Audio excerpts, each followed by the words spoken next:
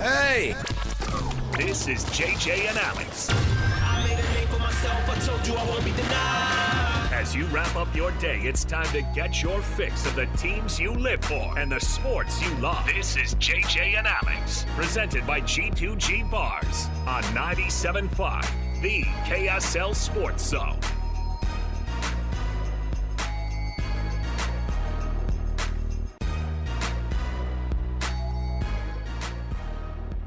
Hey, everybody, welcome on in. JJ and Alex, 97.5 KSL Sports Zone. Alex Kirry, Jeremiah Jensen out today.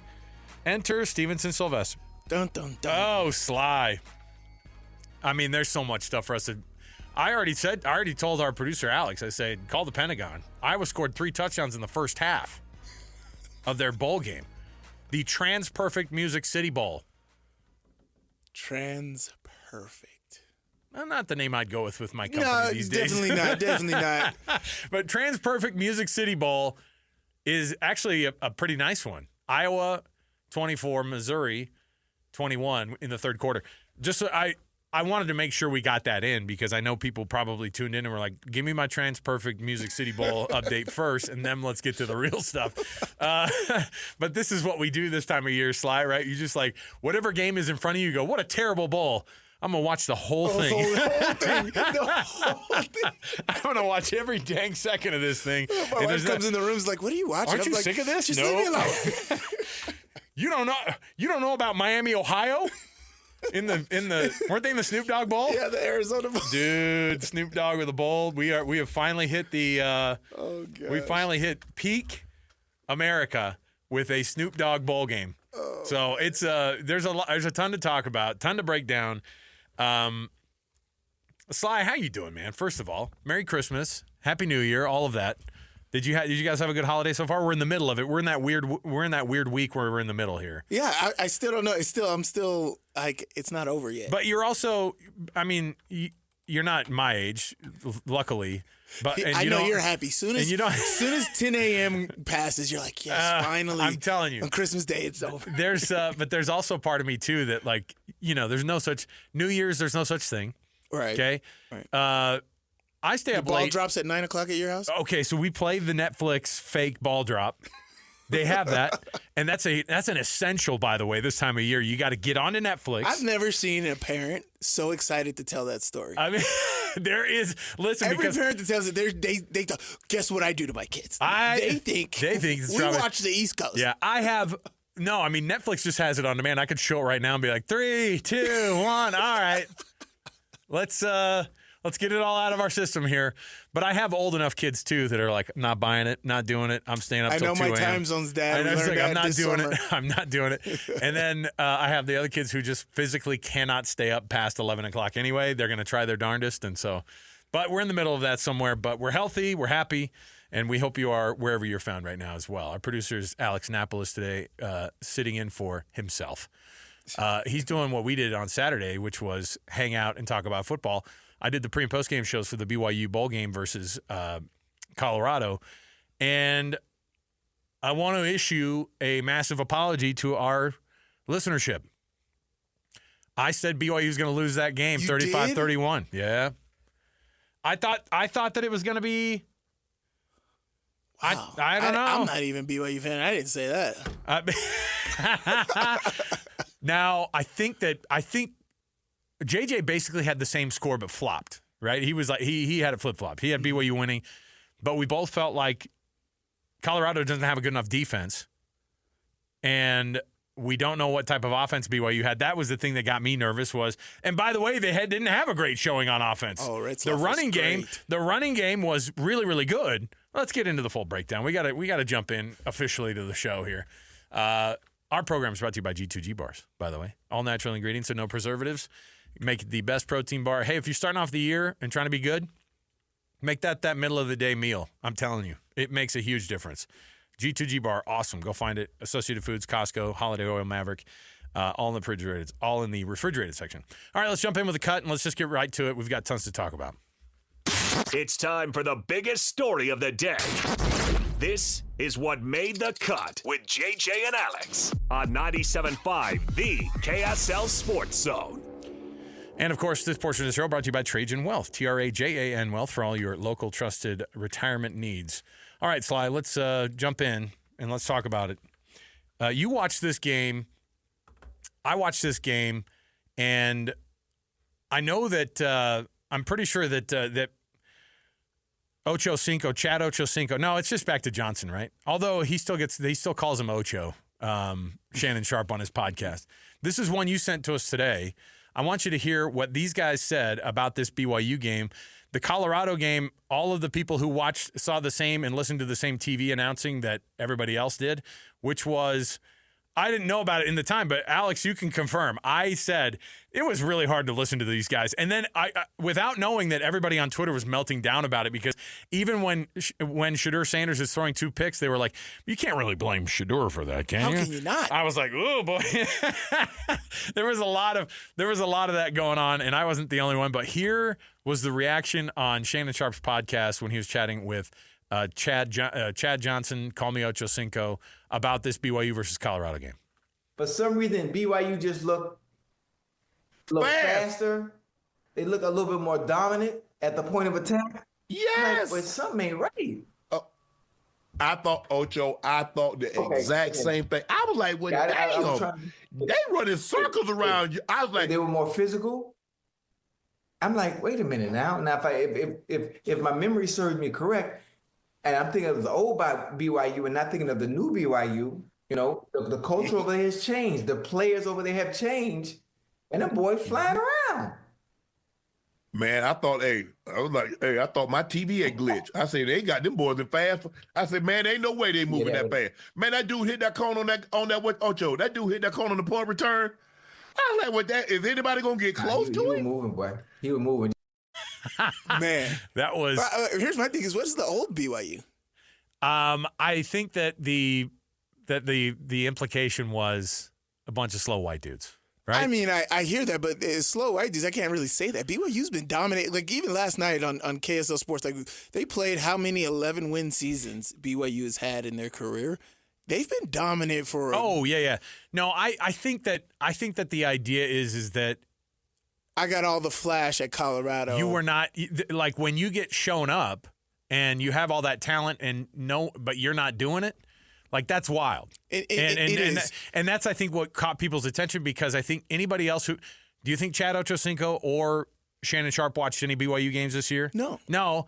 And they probably haven't for 10 years. They might have on accident. This is why you have to play in that game. Okay. So we were having this discussion because obviously a guy like Crew Wakely hits the transfer portal, and a guy like, Colorado's probably second best linebacker hit the transfer portal. And in my mind, I'm like, Crew Wakely, I don't really know where he's going to end up, but he will never play in a bigger game than what just happened, right? And so having those eyeballs is massive. It's a super important deal. Hence, everybody else going, I didn't know BYU was doing this. Guess who else is saying that? Maybe some recruits who got contacted by BYU, or they were on the fence about BYU. Right. It's alleged. I love saying that. It's not a murder case, but it's reported that Keanu Tanavasa I literally just read that. Why did you just do your heart's hurting thing, man? Because you went to those guys. Oh, and I hate it. Oh man. Okay, I'm telling you, this is one of those things. This is one of those things that, and by the way, Keanu Tanavasa is an awesome interview. Maybe he knew in his mind that there was something going on, but he was not. He was saying, "Hey, look, this BYU team, like, we know what we're getting into. They're super talented." You don't go to those guys. Okay, so that you've got the transfer portal that's gone that direction. Ew. But what does a win like that over Colorado? So, like we were saying, this felt so much like the Kansas State game to me. I said it in the post game, which was not a good stat line from Jake Retzlaff at all. I mean, 0 touchdowns and 2 interceptions, and threw for 150 yards and like 50% completion. You would see that and then go, "Oh, they lost that game by 3 touchdowns." But just like the Kansas State game, they get a punt return for a touchdown. Defense showed up. They got 17 points, I think, or maybe even 24 of their points off of turnovers. And so that is a huge deal. And I don't think that they are.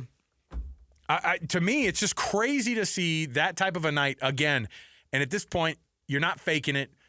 BYU took seriously, I think, the preparation for this game. I don't know if Colorado totally did. Even though we saw Coach Prime talking about it. I don't think so. Those guys playing the game. And that's the risk you run if you're Shedeur and Travis Hunter. They did not look great, although Travis Hunter, as soon as he touches the ball, you can't even believe it. Yeah. And that's the type of athlete he is, right? And that's why, he was up for all those accolades. But when I look at a game, I don't look at, what's supposed to happen. I break it down and I look at, okay, if we play, or if the team that you're looking at, if they play the way that they're capable of, right? If they play like the defense, okay, just take BYU, for example. If BYU plays outstanding defense, gets to the quarterback, as they have been all season, causes a couple turnovers, puts the offense in good position, the offense takes care of the football, this is the outcome that could happen, right? And that's how I look at football games. With Utah, with anybody else that I'm scouting or anything else, that's how I look at it, right? I take the team as like, okay, if we do things the right way, we have a semi-perfect game, always, factor in, this could possibly go wrong here and there. This is what could happen. And watching Colorado, this is why you say, like, people talk about Shedeur was unfortunate. He blamed that O-line. He's played with that O-line all year. Oh, yeah. He's played with those receivers all year. Yep. They have been terrible all year. They've just been bailed out. And here's the thing. I don't ever wish upon luck. I really don't like to be wished good luck. If luck happens, great. But, there was a lot of luck that happened with Colorado this year, right? You go to that Utah game, Utah was just that bad this year. But if you look at it, if we had done things the right way, we blow them out as well. Colorado was not, their offensive line is not good. Shedeur has a great arm. I think he diagnoses defenses slow. And I think that's going to be a factor with him in the league. Now, arm talent, athleticism, he's a definite first-round pick as far as that goes, but his ability to diagnose pre-snap of what's going on is not great, and I think that's going to hinder him in the draft potentially, and I think that, teams will take that. I don't think he'll be the top pick because of that. I think it's going to be Cam Ward's going to slide in there, which means that Shedeur is going to drop to the Raiders, but if that's the case, if you can find a way to sit him a little bit, Tom could be a mentor to him. It's interesting, the idea that, well, and again, BYU got some good bounces this year too, by the way. Yeah. But that's what the nature of the game is. Yes. Is some. I mean, there was that 1 year BYU lost, I think, like 3 games by a total of like 4 points. That was basic, or maybe it was 2 games by a total of 3 points, and those 2 games were the difference. I've got tons of seasons where I've had a lot of luck. Those right, and those are things that happen in the game. But on Saturday night, BYU goes 11-2 on the season because they showed up and Jay Hill had it dialed in. He must have watched the tape on Colorado and said, "Oh, I can't wait." Oh yeah, I know exactly. And you are watching the pressures that are going on, and you're going, "Seen this movie before?" Yeah. Because the Colorado has a true freshman running back who has still had a hard time trying to figure out his pass pro, and he's getting up to the line, and Jay Hill goes, "This guy will not know which side he's going to have to pick up here. He's not going to know because we're not going to show him anything pre-snap, or if we do, it's going to be totally different of what he's going to end up seeing." And they whiffed on guys, and even when they felt like they had good pass protection, they had the bodies, they would have all the count bodies right. You would still see a guy sneak in. Technique. And Jack Kelly is a phenomenal athlete. I was glad to see Harrison Taggart slip through and get a sack himself. And that was great technique by him. It's just everything in that game. When I'm watching it, I go, again, to have it be a 36-14 game, it felt so much like that Kansas State game because they should have had 30 points before the second quarter. So well, that's what I'm saying is they could have actually had. We did it after the game. We talked to Jay Catch, who was down there in San Antonio, and he goes, "Look, you had those 2 picks inside the red zone. Inside the freaking red zone. And you could could at least get field goals. Right, and so then you're looking at it and you go, you're looking at a 40-something, yeah, maybe 50. With field goals, imagine if those were touchdowns. Crazy. Yeah. So in the first half. In the end, I get it. You can have your druthers on this one. What does a game like this do, though? Travis Hunter's touchdown in the third quarter was on 3rd down or 4th down. Oh, they might have had to push it on 4th down. I think that was 3rd down. So imagine you getting a stop on that. Right. Yeah, and then they don't get 7 points. It's crazy. When you're watching him, he was in a different stratosphere when he did touch the ball, though, right? You're watching him, and you're like, I've never. The angles on that touchdown, I'm just like, what are? But that was like the worst defensive play all game. But you could take those angles against anybody else, but Travis Hunter. And that's what you like when we played Julio Jones, right? He gets the ball, right? You got a sure tackle. It's a different level of attention to detail. Mm-hmm. A different level of attention to detail when you're dealing with guys like Shedeur Sanders or Travis Hunter. Kalani Sitake finishes off a phenomenal season with a really, really good bowl win, and one that everybody's watching. It couldn't have gone better for BYU in terms of what you get on eyeballs wise, and they've done everything right this season, off the field and on the field, and making sure that they had things buttoned up. Coming up at 4 o'clock, we're going to have Connor Pay on, BYU's now former center. That sounds terrible, doesn't it? I'm going to miss Connor, man. But he had a game. Yeah, he had a good game, and I can't imagine going out any better way than a guy like him. He's going to come join us on the program starting at 4 o'clock. But we've got the thing that blows my mind about that game was that you had a month, and you have to figure out what that's going to look like. What are you going to do to prepare? How do you stay sharp in a month of not playing games, having some time off with your family, all of those things, and getting one? Because it was obvious that Colorado took a little bit of a back seat. Everybody saw the disparity of the point of attack, the line of scrimmage, Travis all those Hunter's things. Girlfriend? Oh, I swear I would have been saying something about his girlfriend if I was out there on the football field. Oh, my goodness. You don't want Sly out there. They're not still together, are they? Oh, yeah, they are. I thought it was. They deleted their social medias, and they're striving high. They're planning this wedding anniversary right on draft day. Oh, my goodness. Right on draft day. Oh, my goodness. Goodell's going to be the... he's going to be the officiator of he's the ceremony. The wedding. Could you imagine? First overall pick. And by the state of California. That is nuts. I mean, that's crazy to think that the amount of attention that you get even goes that direction. If you're Travis Hunter, everybody dissects everything that you do. Anyway, bottom line is this. You had a BYU performance that they needed to be able to go into the. I agree. I mean, I agree. Because the narrative was this. Yeah, but if you lose this game, it's still okay because you had a 10-3 season. And I'm like, you're saying that, but if it ended 36-14 in Colorado's favor, right, and you go to 10-3, then you start to go, oh, maybe they actually weren't necessarily that good. So the only thing that I don't like about this for BYU is the BYU fans. Oh, here it comes. Yeah, and now you got to hear BYU fans. Oh, we were destined for this. We knew all along. Listen to this. We knew all along. This is how we were. This is BYU. We just knew. We just lived the right way, and we just knew we were going to go down there, and we were just going to. Sly is always so complimentary when complimentary is. But you went full Dallin Levitt on that when you go. Oh wow. The players are great. The players are fine. Love Kalani. Man, but the fans. Oh gosh. And then he goes at the fans. It's fine.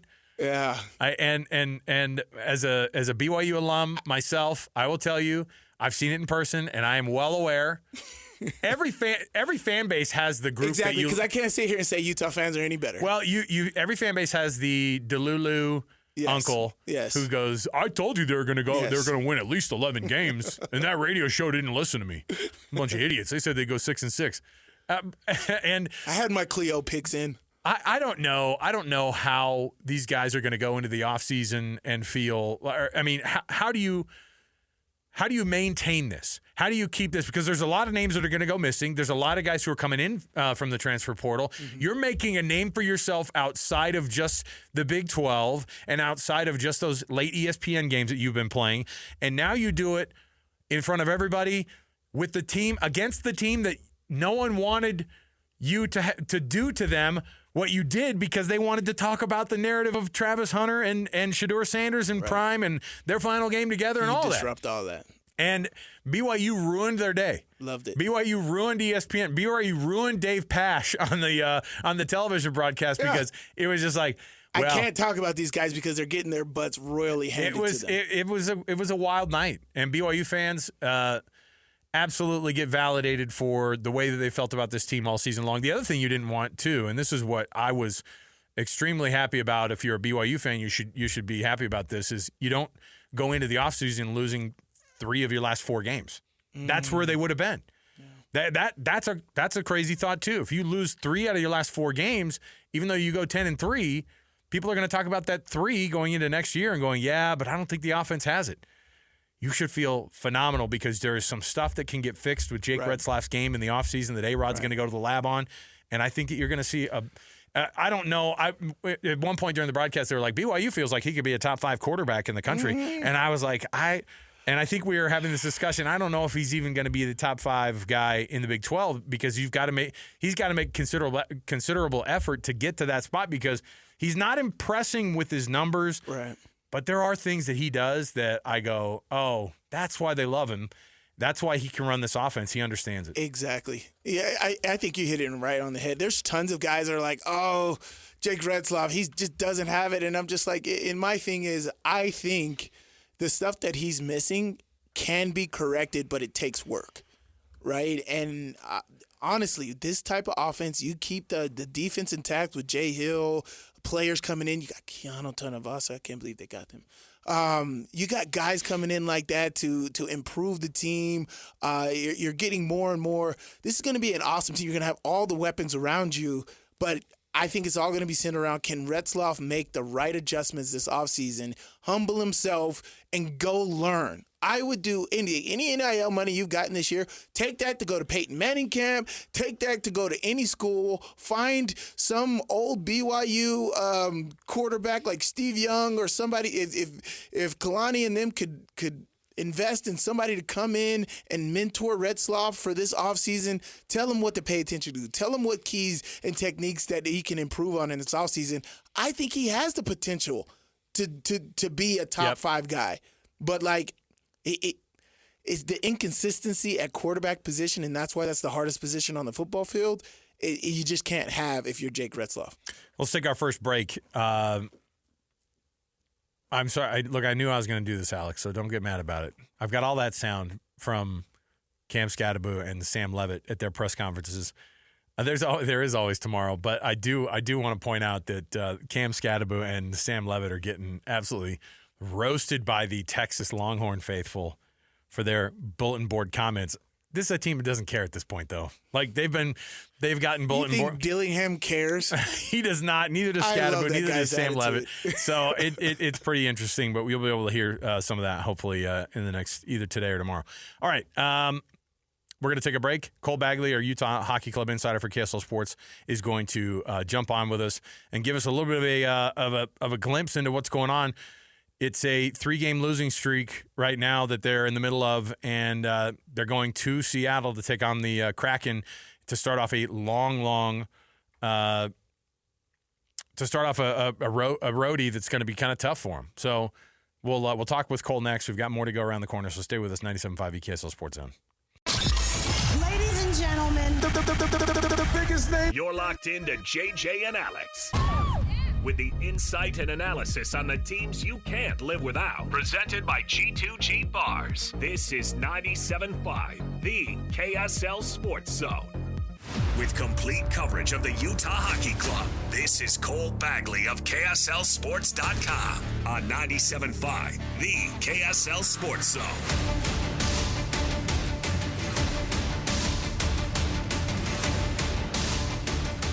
All right, everybody, welcome back. JJ and Alex, 97.5 EKSL Sports Zone. Alex, Kirry, Stevenson, Sylvester sitting in for JJ, who's off today. And guess what? It's that time of the week for us to be able to chat with our Utah Hockey Club insider for KSLSports.com. He's Cole Bagley, brought to you by Hercules First Federal Credit Union, growing stronger together. One way we can grow stronger together, you ready for this? It's to nominate our youth sports volunteers across the state. Let's do it. Submit that nomination, KSLSports.com/contest. Listen every Thursday afternoon, and JJ and I read those winners off. Help us celebrate those efforts of the volunteers. You know somebody who's doing an awesome job with the kids in your neighborhood. Nominate them. They get a prize from Hercules Credit Union and $200 to Beehive Meals. So there you go. KSLSports.com/contest. Cole Bagley joining us on the show. Cole, what's going on with the Utah Hockey Club? Why can't we win a game at home? Gosh dang it. question, and I think it's an answer that the Utah Hockey Club would like to have themselves. I think, some of the things that come to mind is they've played really, really good teams at home. And I know that, some of the conversations that they've had is, it almost feels like there's a little bit more pressure to win at Delta Center, which is understandable. It's a new fan base, it's a new arena. It's a much bigger place than they were, much bigger barn than they were playing in Arizona. And, guys like Schmaltz and even Coach Bear said that, it feels like we're a little bit more emotional at home. It feels like, teams are able to get under our skin a little bit easier than on the road. On the road, they kind of just take it easy. They play simpler hockey, and, they've been finding a lot of success. So it just kind of is what it is. And, they want to fix it as soon as possible. And best way to do that is to start racking up some wins on the road. Let's say that theory is true. Right. Let's say they're a little bit more emotional. When somebody really wants it, it just doesn't always happen. Right. Like, let's say that theory is true. Is that a good thing, though? If you're Utah, you're like, your team really wants to win for you. They really care at home. Is that a good thing in the long run? Yeah. I think that this team cares a lot. I think they've felt the full embrace of Utah and the community. I think they're playing with a little more passion, a little more energy than they have in years past. And I think they're trying to match the levels of the crowd. And, you can kind of see it. They've had quite a few games where they've been up by 3 or 4 goals.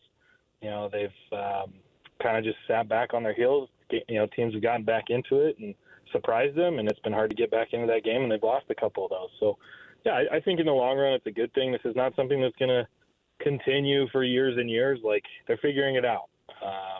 This is a new experience for a lot of these guys, especially young guys like Logan Cooley and Dylan Gunther and a handful of others. This is the most pressure they've had from a fan base, from a media perspective, from nationally. A lot of people are paying attention to the Utah Hockey Club because it's one of the biggest headlines in the National Hockey League this year with the relocation. So I think it's just a little bit of pressure, and the guys are really trying to figure it out. And so, yeah, to answer your question, I think it's a good thing, and I think it will, I think they'll relax and eventually they'll figure it out. Heading up to Seattle tonight, and the Kraken are an interesting team, and certainly a matchup that, anybody on the road for the hockey club seems like they're in danger of losing that game. They're not afraid of anybody. But what are they expected to see? What are you expected to see tonight from this team as they go up to Seattle, take on the Kraken for the first time in Utah Hockey Club history? Yeah, I think Seattle's a gritty team. They're 16 and 19 overall. 34 points, so just 4 points behind Utah. They're about the same at home as they are away, and they're a team that's trying to figure out their identity as well.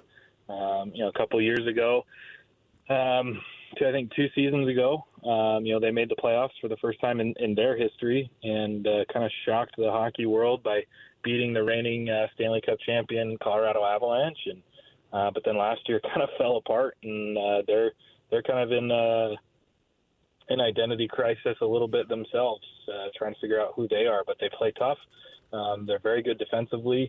Their D-men get involved, and so we heard from Dylan Gunther this morning that it's going to be important for Utah to get ahead early, to play with intensity in that first period and try to take control of the game, because Seattle's a team that's they're floating right around that 500 mark as well. So they can play with anybody just like Utah. So what is this?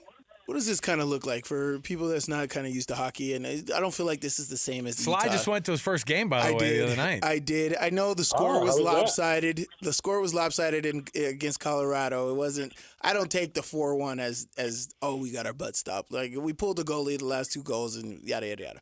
Right. But so what does this kind of look like for people who's not really used to like hockey? This isn't kind of like the Jazz rebuild that's going on with the Utah Jazz right now, right? Like, as far as like the Utah Hockey Club outlook, we still have a chance for the playoffs, right? We're 36 games in, almost halfway through the season.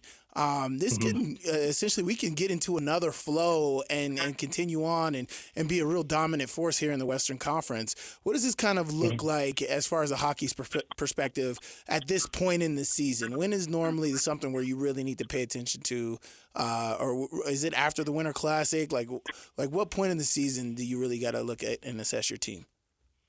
Yeah, kind of to answer the first part of that is the Utah Hockey Club, I would say, is about 2 or 3 years ahead of where the Jazz are. And I think they've got the blueprint for what the Jazz would want to do, right? Like you build through the draft, you hit on a couple of high draft picks, a couple guys that show a lot of promise. The Utah Hockey Club, that's Logan Cooley and Dylan Gunther.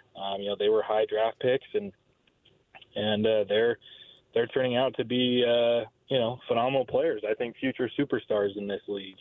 And so it's different than where the Jazz are for sure.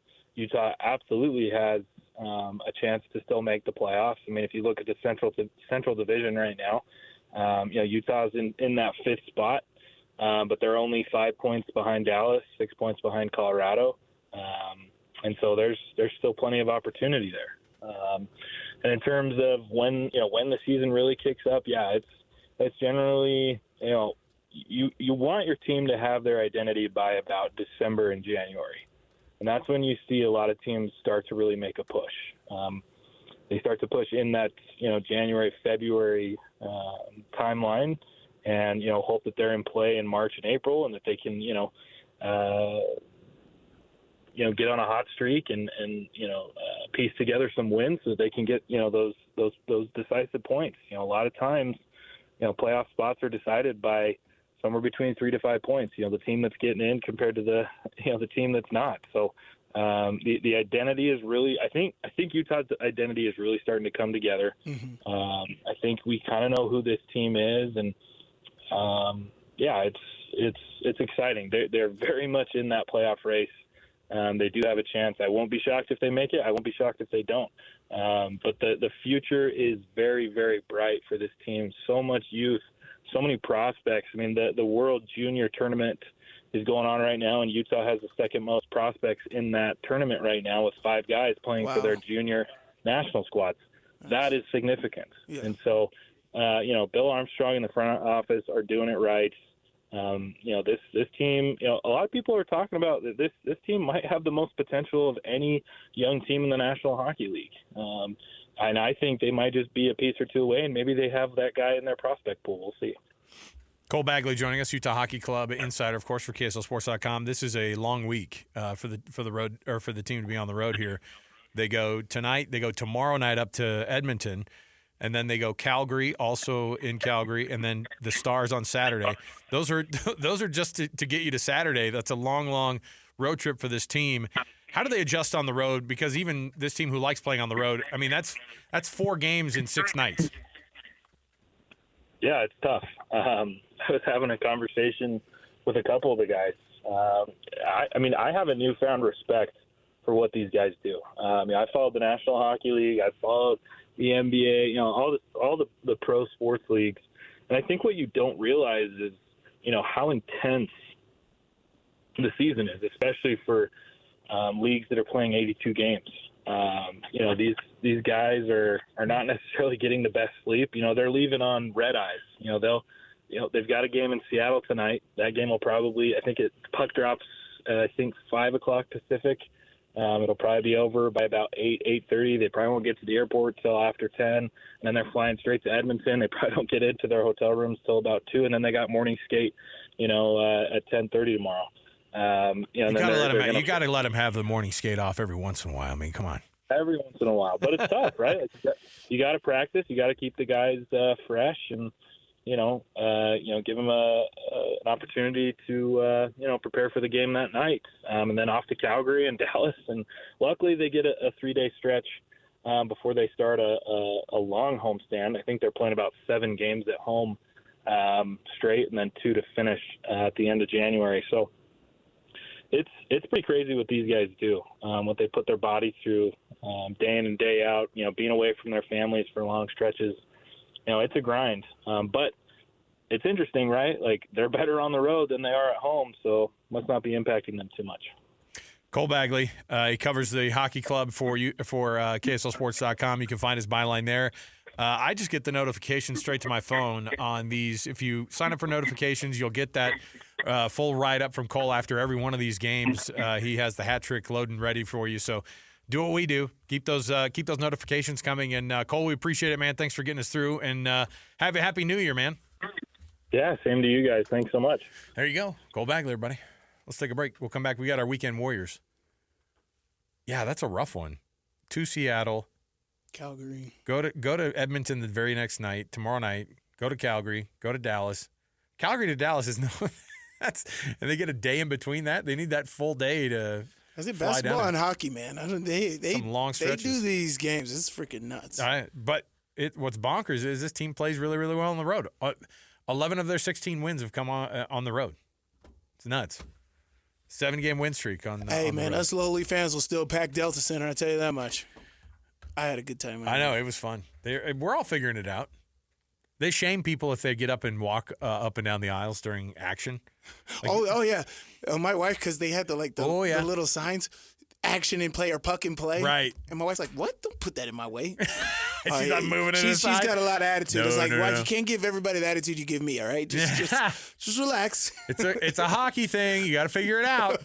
It's not like the Jazz games where they're dribbling down the court and you're like, now's good for a corn dog. That's a good time right now. Right about now. I know it's mid first quarter. There was just a dunk that happened, but I'm getting up. I'm going to the bathroom. It's fine. All right. We'll come back. We've got more. We've got our weekend warriors. We'll jam on a couple of highlights as well from the NFL and from that BYU Colorado game. So stay with us, 97.5 EKSL Sports Zone. Your home for the best coverage of the Jazz, Utes, and Cougars is right here on The Zone.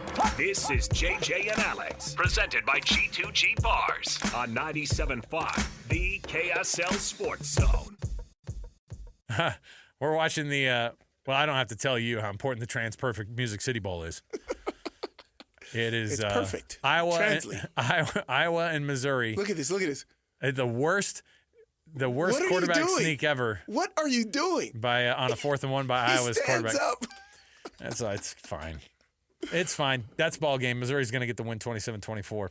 Man, we're in the midst of bowl season. And we've got our weekend warriors here that we're going to jump into in just a second. But I do want to ask you, like, how these guys are staying sharp. It's one thing to stay sharp for the Music City Bowl, and some dudes do and some dudes don't. And the quality of play goes down sometimes. You don't have guys that are working their butts off in a lot of these games. But how do you stay sharp for, we used to call them the New Year's Six Bowls, but you've played in them. Mm-hmm. How do you stay sharp for a month, of not actually playing games?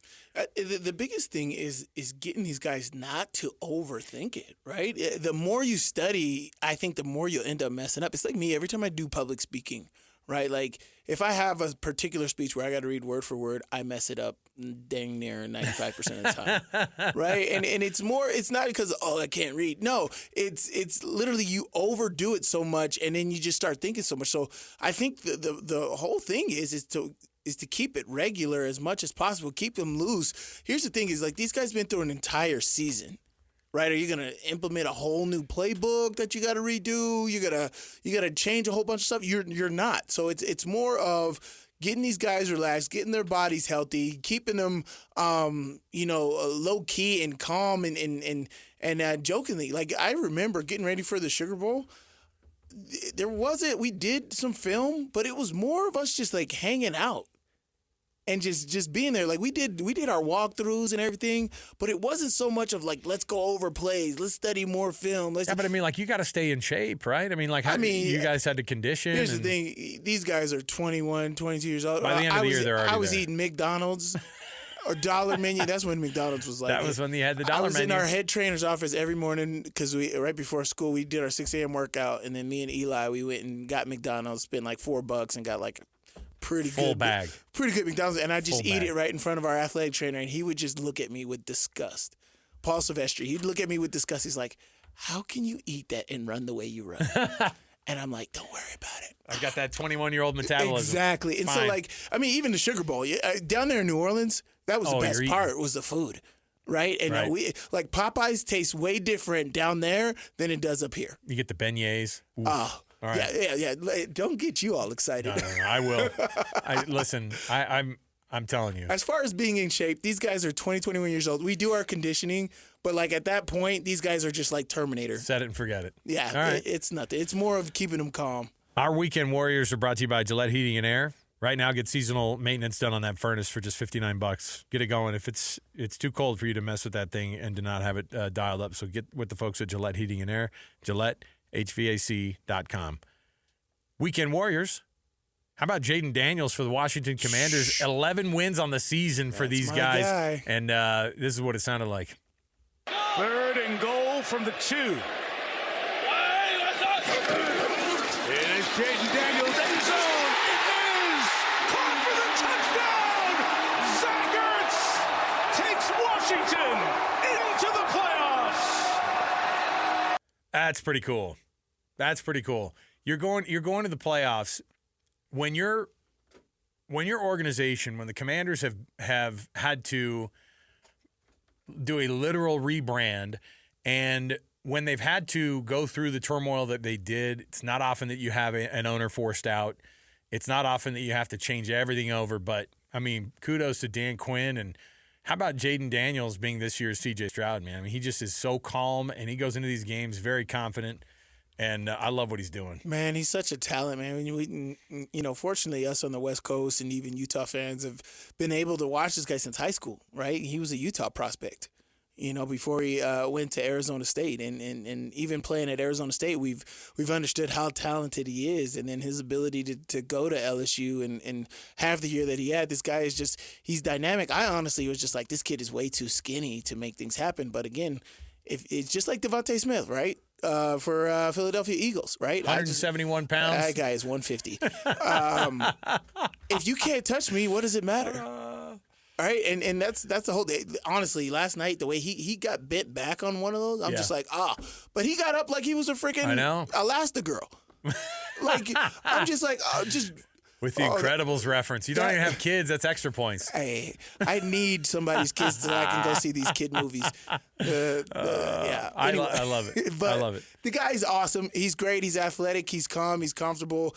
And I think it just is as much important as his athleticism is his humbleness and ability to learn and understand that there's growth in the game and you don't have it all figured out. That's great. Great for him. And I think the biggest jump is from your rookie to second year. So we'll see. All right. We'll take a break here. We'll leave it. Our next one, we'll play that Parker Kingston sound for you when we come back from the break because Connor Pay, BYU center, offensive captain, going to join us next. Fresh off of that win over Colorado down in San Antonio. He's going to give us a vibe on the locker room scene down there. What Coach had to say is a final hurrah for the seniors, all of it. So let's take a break. We'll come back. We got more to go. Connor Pay joins us next. 97.5 EKSL Sports Zone.